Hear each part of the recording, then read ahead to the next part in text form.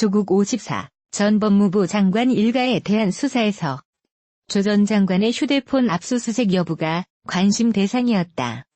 여러 사람의 진술이 복잡하게 얽힌 사건을 풀어줄 것으로 보여서다.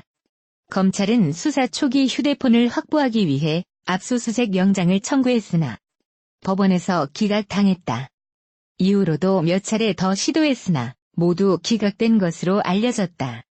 검찰은 공모관계 입증에 필요하다는 입장이지만 엄격한 수사와는 별개로 휴대폰 압수수색을 함부로 허용해서는 안 된다는 지적도 적지 않다. 특히 디지털 기술의 발달로 스마트폰에 개인의 사생활이 모두 다 담기게 돼서다. 이쯤에서 스마트폰 압수수색 원칙을 재정립돼야 한다는 목소리가 나온다. 요즘 법조계에서는 자백이 아니라 스마트폰이 증거의 왕이란 말이 나온다. 피의자의 자백보다 스마트폰 확보가 중요해졌다는 얘기다. 그럴만도 한 것이 요즘 현대인은 하루 종일 스마트폰을 끼고 산다.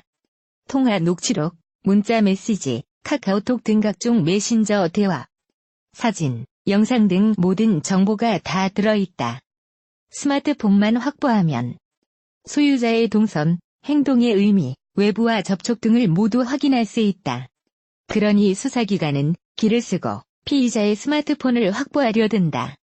실제 2016년 시작된 국정농단 수사 때도 박근혜 당시 대통령, 정호성 부속비서관과 비선실세 최순실 씨가 국정을 논의하는 내용은 휴대폰으로 드러났다.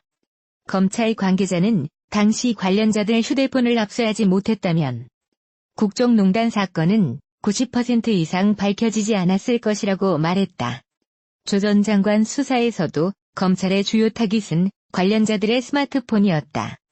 사모펀드와 관련해선 조 전 장관이 부인 정경심 57 교수의 직접 투자 행위를 얼마나 알고 있었는지 밝혀야 한다. 정 교수의 자산관리사 김경록 37씨는 조 전 장관 부부가 통화하는 장면을 여러 차례 목격했다고 진술했기 때문이다. 검찰이 압수수색 영장을 여러 번 넣은 이유다. 그러나 디지털 기술 발달 때문에 사생활 침해 우려 또한 크다. 진실 규명, 수사의 필요성 때문에 그냥 내주기가 어렵다.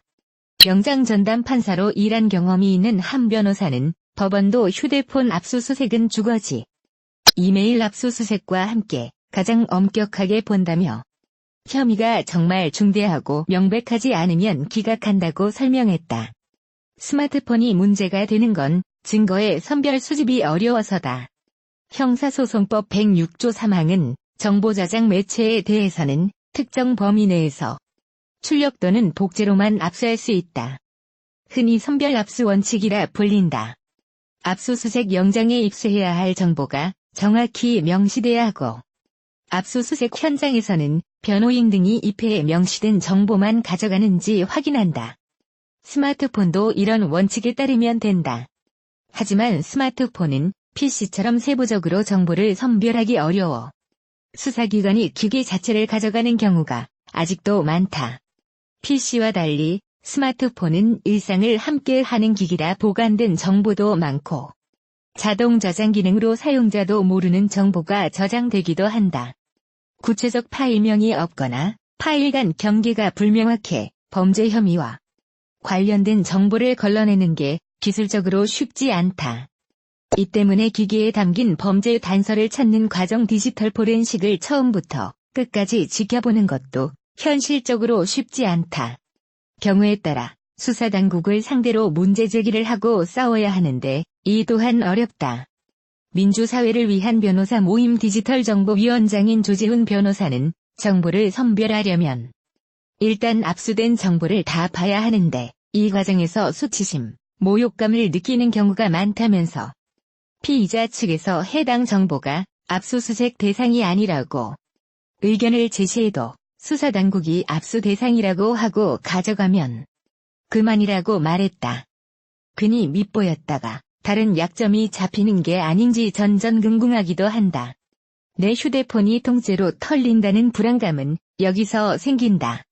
그렇기에 일정한 선을 넘을 수 없다는 점을 법원과 검찰이 명백히 보여줘야 한다는 의견이 나온다. 장영수 고려대 법학전문대학원 교수는 실체적 진실 규명이라는 공익과 피의자 인권 보호라는 사익 사이에 균형점을 찾아야 하는 문제라며 법원이 일관된 영장 발부 기준을 적용하는 게 핵심이라고 말했다. 검찰도 예외일 수 없다. 한 검찰 관계자는 검찰도 이런 문제점을 잘 알기에 검찰 스스로도 수사 중 명백한 사생활 침해 사태가 있을 경우 검사들에게 확실하게 책임을 묻는 모습을 보여줘야 한다고 말했다.